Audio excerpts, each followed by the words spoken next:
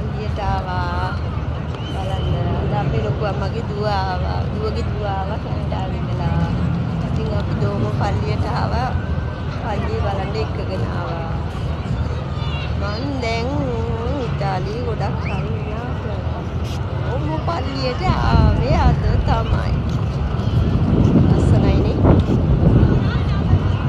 හරි ආසයි හිතෙනවානේ.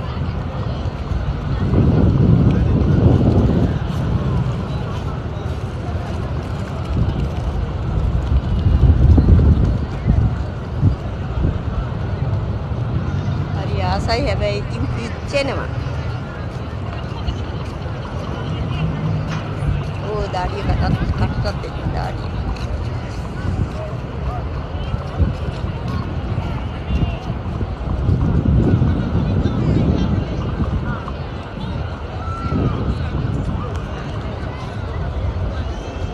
ලස්සනයිනේ.